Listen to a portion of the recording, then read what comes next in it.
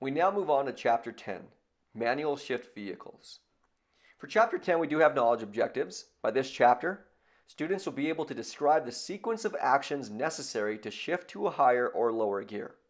Students will also be able to describe the function and operation of the clutch pedal and clutch, explain the purpose of each gear in a 4 or 5-speed manual transmission, and describe the procedures for starting, downshifting, stopping, and securing a vehicle with a manual transmission. Then we have one attitude objective. Students will accept that smooth coordination of clutch, shifting lever, and accelerator is absolutely necessary.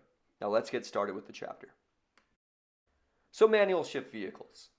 Most passenger vehicles equipped with manual transmissions usually have the gear shift lever either mounted on the floor directly above the transmission or on the steering column.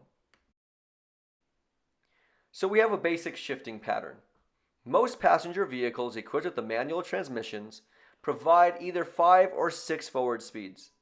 The gear shift lever is usually mounted on the floor directly above the transmission and is operated with the right hand. Regardless of placement and number of gears available, the basic shifting pattern is the same, which is some variation of the letter H. The gears and their applicable speeds are shown here on the screen. For neutral, you should be stopped. For first gear, it's good up to 15 miles per hour. Second gear, up to 25 miles per hour. Third gear, between 25 and 30 miles per hour. Fourth and fifth gear should be between 35 and 45 miles per hour and up.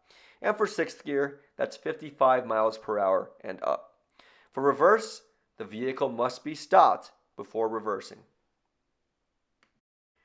The primary challenge with the manual transmission vehicle is learning to smoothly shift gears. So let's talk about it. Let's talk about the friction point. The friction point is the point at which the engine begins to move the car as the clutch is released when the engine and transmission begin to reconnect. Learning to shift a car with a manual transmission is simply a matter of coordinating the actions of the clutch pedal, the accelerator, and the shift lever. The primary challenge is learning to release the clutch smoothly to move forward. Drivers should always know how to control the friction point, accelerate properly, and shift smoothly before driving in traffic. Then we have planning maneuvers. Shifting takes time and coordination, and it demands attention. As a result, you must plan maneuvers such as cornering further in advance. Besides the normal turning procedures and checks, you generally must also shift into a low gear before you start a turn. But you also need to keep your eyes on the road. While driving, your attention should be directed toward the road and traffic, not at your feet or the gear shift lever. For this reason, you should know how to find and control the friction point of the clutch, how to accelerate properly and shift smoothly before you begin driving a manual transmission vehicle in traffic. Now let's talk about the clutch. The purpose of the clutch pedal is to interrupt the connection between the engine and the transmission. The transmission is connected to the engine drive shaft by a gear arrangement that transmits power to the drive wheels. The clutch disengages the connection between the engine and transmission to allow gear changes. Pressing the clutch all the way to the floor disengages the transmission from the engine. When the clutch pedal is up, the transmission is engaged. Never move the gear shift lever until you have pressed the clutch all the way to the floor.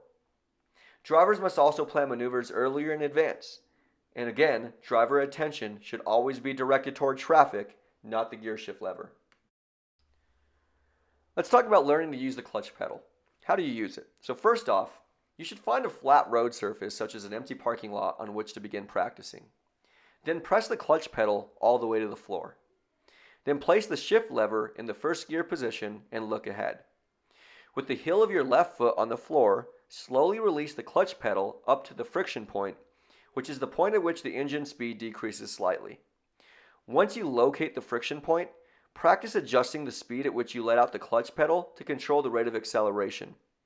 Once you master this procedure, switch to reverse gear. Look backward through the rear window and follow the same procedure to find the friction point. Then we have selecting gears. Gears provide a range of power and speed. The purpose of the various gears is to provide the range of power and speed demanded by traffic conditions or engine power. Practice placing the shift lever in various positions until you know all the locations. Remember, always press the clutch pedal to the floor before you attempt to move the shift lever from one gear to another. Then we have the gears and their functions. Neutral is used when starting the vehicle and when coming to a stop. First gear is used for getting the car underway. It provides maximum power and is used at slow speeds up to 15 miles per hour for most vehicles. Second gear is an intermediate gear. Its primary purpose is acceleration and power at moderately slow speeds up to 25 to 30 miles per hour. It is often used to accelerate when the vehicle is already rolling. It is also used when turning corners in urban driving environments. Third gear is used at speeds between 30 and 40 miles per hour. Fourth gear is used at steady driving speeds between 40 and 50 miles per hour. For vehicles with 5-speed transmissions, fifth gear is the top cruising gear used to maximize fuel mileage when driving on expressways. For vehicles equipped with the sixth gear, it is the top cruising gear used to maximize fuel mileage when driving on expressways. And of course, we all know the reverse gear is used to back up. Now we have placing the car in motion, moving forward. To move forward, you should press the brake pedal with your right foot. With your left foot, press the clutch pedal all the way to the floor. Then shift into first gear. Then release the parking brake. Then switch on your turn signal to indicate the direction in which you plan to move. Check for traffic in your rear and side view mirrors and look over your shoulder to check your blind areas. With your right foot on the brake, slowly let the clutch pedal up to the friction point with your left foot and remember to look at the roadway and not down at your feet or hands. Then move your right foot from the brake to the accelerator. As you press down gently on the accelerator, slowly let up the clutch pedal all the way. Then remove your foot from the clutch pedal while underway. Then place your left foot on the dead pedal, which is the flat area just to the left of the clutch pedal. Then we have accelerating and shifting. As your vehicle gains speed from 5 to 15 miles per hour, press the clutch pedal to the floor. At the same time, lift your right foot from the accelerator just a little bit and move the shift lever into second gear. Then release the clutch pedal smoothly as you accelerate. As the car gains speed to approximately 30 miles per hour, shift into third gear, following the procedure outlined for second gear. Then continue upshifting as needed to reach the optimal gear for your chosen speed. Then we have downshifting. For better power and control when turning, downshift from higher gears to a lower gear. Second gear is generally the most appropriate gear when turning in city areas. Downshifting also may be necessary to go up or down hills, around curves, or to pull a trailer. To downshift, press the clutch pedal to the floor while you release some of the pressure on the accelerator. Shift the vehicle into the next lower gear and smoothly release the clutch pedal. Then continue downshifting until you reach the desired gear. And be sure to complete your downshifting prior to entering a turn. Then we have stopping the vehicle. Do not apply the clutch pedal too soon.